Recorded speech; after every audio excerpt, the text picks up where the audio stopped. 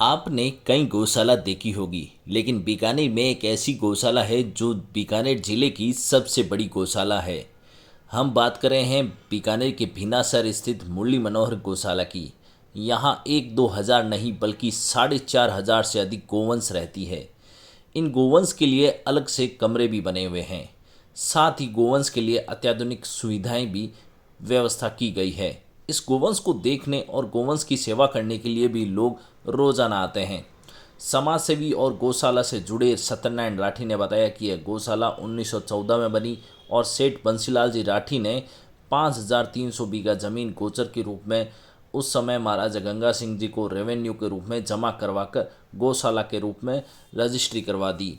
वर्तमान में गौशाला में 4,500 से गोवंश रहती है।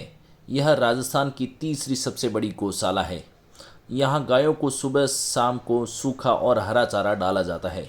इसके अलावा यहाँ लापसी भी बनती है। कई लोग यहाँ गायों को हरा चारा भी डाल कर जाते हैं। इस गौशाला में करीब एक दो नहीं बल्कि 80 से अधिक कर्मचारी कार्यरत हैं जो गायों की सुबह और शाम को सेवा करते हैं। यहाँ गायों के लिए अत्याधुनिक सुविधा है। साथ ही गायों के लिए ऑटोमेटिक तरीके से पानी चालू और बंद भी होता है। इस गौशाला में कई तरह की खास सुविधाएं भी यहाँ उपलब्ध है। यहाँ नेत्रहीन और विकलांग गोवंश के लिए अलग अलग व्यवस्थाएं की गई है। साथ ही नवजात बछड़ों के लिए भी अलग से व्यवस्था की गई है। इस गौशाला के लिए खुद की 2 ट्यूबवेल है जहाँ पर गायों के लिए पूरी तरह से पानी उपलब्ध है। गायों के लिए हरा चारा के 7 बड़े गोदाम हैं। चारा के 4 बड़े भंडार भी हैं। वस्तु भंडार के लिए 3 बड़े गोदाम भी बनाए गए हैं। इसके साथ ही बायोगैस के लिए संयंत्र भी स्थापित किया गया है। हरे चारे और सेवन घास के लिए यहाँ जमीन भी छोड़ी गई है जिससे गायों को अच्छी तरीके से खाना मिल सके। यहाँ गायों के रहने के लिए अलग अलग करीब 26 गौसदन बनाए गए हैं। साथ ही यहाँ इस गौशाला में चलने पर इसे गौ परिक्रमा पथ भी बनाया गया है। जिस तरह से अगर आप चलते हैं तो आप एक तरीके से गौ माता की परिक्रमा ही निकाल लेते हैं। इसके अलावा यहाँ गोवंश के लिए खाने पीने की भरपूर व्यवस्थाएं हैं। यहाँ गोवंश के लिए अलग से अस्पताल भी बनाया गया है। यहाँ रोज़ाना डॉक्टर गोवंश की जांच करते हैं। यहाँ गायों के लिए अलग से 3 सेट भी बनाए गए हैं जिनमें छोटे बड़े और मध्यम आकार के 3 सेट हैं। यहाँ गौशाला में एक नहीं बल्कि हजारों गोवंश रहती है। यहाँ विकलांग गोवंश के लिए अलग से व्यवस्था है, नेत्रहीन गोवंश के लिए अलग से, बछड़ों के लिए अलग से, साथ ही सांडों के लिए भी अलग से व्यवस्था की गई है। यहाँ हरे चारे के बड़े बड़े गोदाम भी यहाँ उपलब्ध और देखे जा सकते हैं। कई लोग इन गोवंश के लिए अलग से खाने पीने भी लेकर आते हैं जिससे वे यहाँ आकर गोवंश के लिए खाना दे सके। इसके अलावा यहाँ पर एक भट्टी भी रखी गई है जहाँ रोज़ाना गायों के लिए लापसी भी बनती है। यह भट्टी बीकानेर की सबसे बड़ी गौशाला में और सबसे बड़ी है। साथ ही यहाँ वर्मी कंपोस्ट यानी केंचुआ खाद भी तैयार की जाती है जिससे यहाँ गायों के गोबर से ही यह केंचुआ खाद तैयार हो जाती है और यह यहाँ आसपास के एरिया में यह खाद काम आती है और बाहर दूसरी जगह भी भेजी जाती है। यहाँ गायों के लिए ऑटोमेटिक तरीके से पानी की व्यवस्था की गई है जिससे पानी इधर उधर बिखरे नहीं और साथ ही यहाँ मोटर से पानी की व्यवस्था नमस्कार भी की गई दर्शकों, है। आपका स्वागत है हमारे चैनल में। आज हम बीकानेर की सबसे बड़ी गौशाला में आए हैं जो मुरली मनोहर गौशाला भीनासर है। यहाँ पे करीब 4,500 से अधिक गोवंश है और यहाँ सांडों की नई नस्ल भी तैयार होती है। यहाँ के मैनेजमेंट देखकर आप आश्चर्यचकित हो जाएंगे और यहाँ के मैनेजमेंट में करीब 80 कर्मचारी है जो कार्यरत हैं और यहाँ पर जो कढ़ाई है वो सबसे बड़ी है और इसका वज़न भी करीब 400 से 500 किलो है।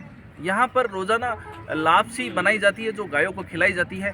यहाँ अंधी गायों के लिए अलग से 3 सेट बने हुए हैं और जो छोटे बछड़े हैं उनके लिए भी अलग से है और घायल जो भी गोवंश आते हैं उनके लिए अलग से शेड बनाया गया है, जिससे उनका उपचार किया जा सके, उनकी देखभाल की जा सकती है। इसके अलावा यहाँ पर गोवंश के लिए कई बार लोग हरा चारा और सब्जी भी लेकर आते हैं और वो उन्हें खिलाते भी हैं। इसके लिए अलग से प्रावधान भी है और यहाँ दूध कहीं पहुँचाया नहीं जाता, यहाँ से लेकर लोग यहाँ लेने के लिए लोग आते हैं। कितने हैं? ये देखिए, इसमें लगभग आपको देखिए 3,500 तो फीमेल ही होंगे। अच्छा। मेल ही होंगे, सॉरी, अच्छा। मेल ही होंगे।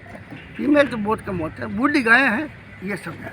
अच्छा, आप सांडों की नई नस्ल नस्ल भी तैयार है? करने के लिए जिसकी माँ का दूध ज़्यादा होता है, उस बछड़े को हम अलग करके उसको थोड़ा अलग से खुराक दे करके और उसको हम सांड बनाते हैं ताकि आने वाली नस्ल ठीक हो। ठीक।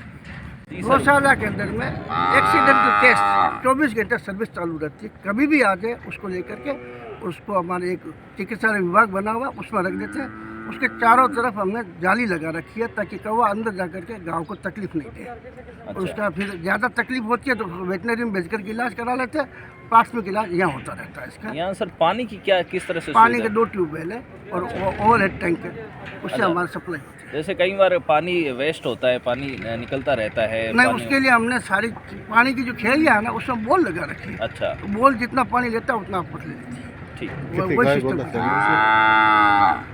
ये 1914 में नगर के सेठ जी ने इस गौशाला की स्थापना की थी। अच्छा, उसके बाद में सेठ बंसीलाल जी राठी ने 5,300 बीघा जमीन गोचर के रूप में, उस समय जो महाराजा की सरकार होती थी गंगा सिंह जी की, उसमें रेवेन्यू का रुपया जमा करा करके और उसके गाय के लिए रजिस्ट्री करवा दी और गौशाला को इसको केयर टेकर बना दिया। वर्तमान में गौशाला में 4,500 गोवंश का, देसी गोवंश का पालन पोषण हो रहा है। और संत स्वामी जी महाराज, राम सुखदास जी महाराज जब विराजमान थे तब इस गौशाला का बहुत ज़्यादा विकास हुआ था। और हम तो अपने पूर्वजों के ऋणी हैं जिन्होंने ये गौशाला बना करके और हमें गांव में एक अच्छा संस्था के रूप में काम किया है। हरा चारा और सब्जियां जो बाज़ार में नहीं बिकती है वो यहाँ पर आ जाती है। जैसे सब्जी के मंडी के अंदर में जो सब्जी बच जाती है वो 2.25 रुपये किलो में गौशाला पहुँचा देते हैं। थोड़े ग्वाले उसको काम में ले लेते हैं, बाकी गायों को डाल देते हैं। जैसे मूली पक जाती है, लौकी पक जाती है, तो पकने के बाद में आदमी के काम नहीं आती है, तो वो गायों के लिए हमें मिल जाती है। गाजर आती है गंगानगर से। कितनी क्या भाव है यहाँ? कोई दूध? देखिए, यहाँ पर गाजर आती है 3 रुपये किलो, मूली आती है 2 रुपये किलो और सब्जी आती है 2.25 रुपये किलो। हरा चारा हमारा प्रतिदिन आता है ना, वो 2.5 से 3 रुपये किलो आता रहता है। अच्छा, कम बेसी होता है क्वांटिटी के ऊपर में। हरा चारा डेली आता है यहाँ। रोजाना कितने यहाँ कर्मचारी कितने कार्यरत है? 80 कर्मचारी लगभग कार्य रहते हैं, 2-5 छुट्टी पर रहते हैं। और दूध यहाँ कितना होता है? दूध लगभग 1500 लीटर होता है और 60 रुपये लीटर हम लोग इसको वितरण करते हैं। दूध का सिस्टम यह है कि यहाँ आके ले जाना पड़ता है, घर पहुँचाने का सिस्टम नहीं है।